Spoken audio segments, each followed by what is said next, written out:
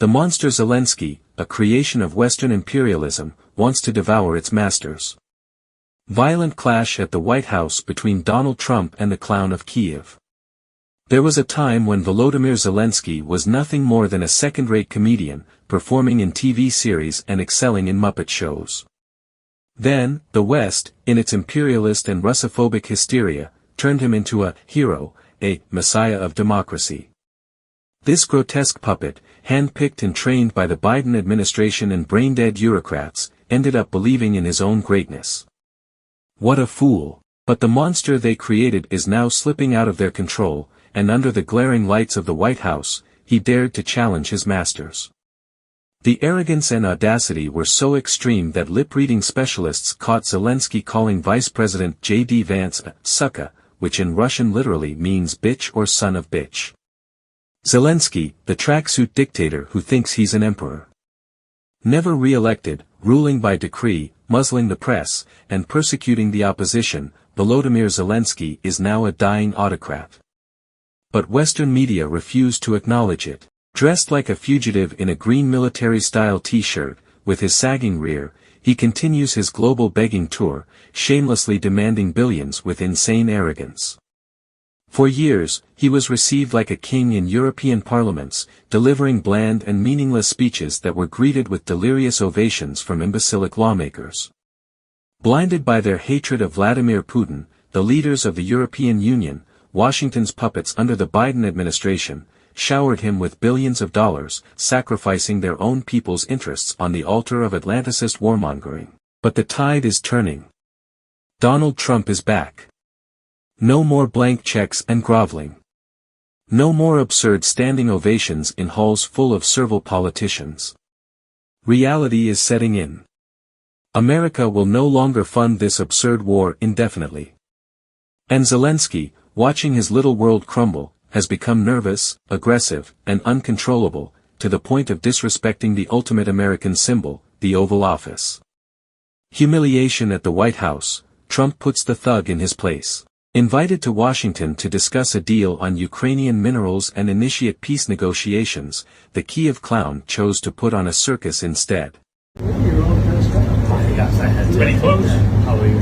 Ready shut? He's all dressed up today. President Trump, what's your message to Vladimir Putin, sir? President Trump. Facing Donald Trump and Vice President J.D. Vance, Zelensky was insolent, arrogant, and utterly ungrateful. He shook his head, looked at the ceiling, and pulled his usual cocaine-fueled smirks, exasperating the American delegation with his spoiled princess attitude. From the very beginning, the tension was palpable. What kind of diplomacy, JD, you are speaking about? What do you mean?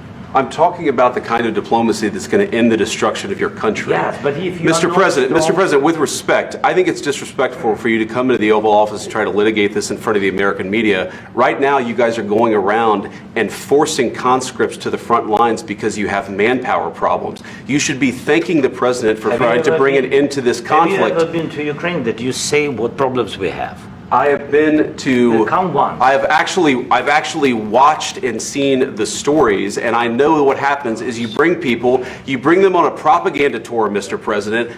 Do you disagree that you've had problems bringing people into your military? And do you think that it's respectful to come to the Oval Office of the United States of America and attack the administration that is trying to prevent the destruction of your country? Rather than respond with wisdom, Zelensky chose provocation, daring to lecture the Americans on war. A lot of questions. Let's start from the beginning. Sure. First of all, during the war, everybody has problems. Even you, but you have nice ocean and don't feel now, but you will feel it in the future. God bless. You don't know that. God bless. God bless. You will not have a war. Don't tell us what we're going to feel. We're trying to solve a problem. Don't tell us what we're going to feel. I'm not telling you. Because you're in no position to dictate that. That's Remember exactly this. You're in no position to dictate what we're going to feel. We're going to feel very good. You will feel influence. We're going to feel very good and very strong. You will feel influence. You're right now not in a very good position. You've allowed yourself to be in a very bad position, and he happens to be right about it. From the very beginning of the war. You're not in a good position. You don't have the cards right now. With us, you start having not playing cards. cards. But right now, you don't. I'm very You're playing serious, cards. Mr. President. You're I'm playing very cards. serious. You're gambling I'm the with the president lives in of war. millions of people. You think- You're gambling with World War III. what do you think You're gambling about? with What do you World think War about? III. And what you're doing is very disrespectful to the country, this country. That's with back all to you. respect to your Far country. more than a lot of people said very they respect. should have. Have you said thank you once? This A lot entire of meeting? times. No, in this Even entire meeting, today. have you said thank Even you? today. You went to Pennsylvania and campaigned for the opposition in October. Offer some words of appreciation for the United States of are you America speaking about? and the president who's trying to save your country. Please, you think that if you will speak very loudly about the war, you He's can... not speaking loudly. He's not Yeah. speaking loudly. Your country is Can I- in big can I- trouble. can I Wait a answer? minute. No. Can You've I done a lot answer? of talking. Your country is in big trouble. I know. You're not I winning. know. You're not winning this. I...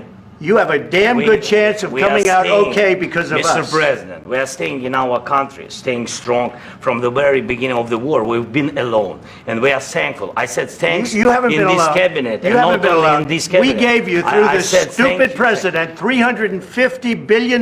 You voted We gave for you your military equipment, You and you voted men for are your brave, president. but they had to use our military. Yes. What about if, West if Indies? you didn't have You our invited military me- equipment, you invited if me you to didn't speak. have our military equipment, this war would have been over in 2 weeks. In 3 okay? days, I heard it from Putin. In 3 days, this is something Maybe new. less. In 2 weeks, of course, yes. It's going to be a very hard thing to do business like this. I Again, tell you. just say thank you. I said a lot of times that there, thank you except to that, American people. Except that there are disagreements, and let's go litigate those disagreements rather than trying to fight it out in the American media when you're wrong.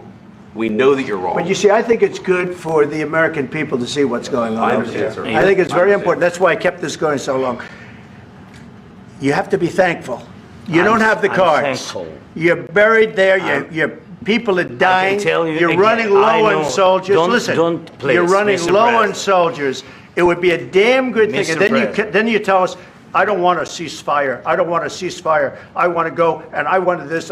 Look, if you could get a ceasefire right now, I tell you, you take it so the bullets stop flying and your men stop getting killed. Of course, we want to stop the war. But you're I saying said- you don't want a ceasefire. But I said to you, I want a ceasefire. with guarantees. Because you'll get a ceasefire faster than an agreement. Ask our people about ceasefire, what they think. That wasn't doesn't with matter me. for you what- that what wasn't this with me. means.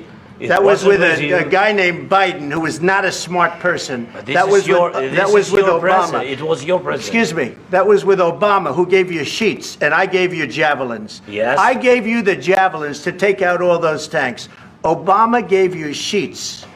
In fact, the statement is Obama gave sheets and Trump gave javelins. You got to be more thankful, because let me tell you, you don't have the cards. With us, you have the cards. But without us, you don't have any cards. Europe, complicit in this monster's collapse. If this pitiful episode exposed the true nature of Zelensky to the world, it also revealed the monumental incompetence of European leaders. They, through their cowardice and servility, created this monster. They, by blindly indulging every whim of Kyiv, allowed this puppet to acquire power far beyond his own country. Donald Trump now calls him a charming comedian, the ultimate slap in the face. Today, these same leaders must face a bitter reality. Their champion has become a burden. While Trump prepares a pragmatic exit strategy, European leaders continue to sink into denial, refusing to see that their hero has turned into a liability. History is cruel to those who refuse to learn. Those who fed the beast are now discovering that it no longer has a master. The European Union will pay the price for its blindness, just as Biden will pay for his reckless adventurism. As for Zelensky, his moment of glory is coming to an end. Deprived of Washington's unconditional support, left alone against a Russia that will not bend, he will soon have no choice but to do what he should have done long ago, surrender. As you know, with President Zelensky, and I would say it didn't work out exactly great from his standpoint. I think he very much overplayed his hand. We're looking for peace. We're not looking for somebody that's going to sign up a strong power and then not make peace because they feel emboldened, and that's what I saw happening. I'm looking for peace. We're not looking to go into a 10-year war and play games. We want peace. And it was just my impression that If we do that, if we sign up, he's looking for something that I'm not looking for. He's looking to go on and fight. We're looking to end the death. 2,000 people died this week. Soldiers, more than that, but 2,000 approximately people died this week. Young Ukrainians and Russians. And somebody would say, why do you care about Ukraine and Russian soldiers? I care about them. I care about everybody. And we're not doing that. Now, if we don't do anything, he's going to have to make peace, but he's dealing with a very weak set of cards. If we sign, he's dealing with a very strong set of cards, and then he doesn't want to make peace. So that's where we are. It's very simple. I'm not looking to get into anything protracted. I want immediate peace. President Putin is going to want to make, and he wants to end it.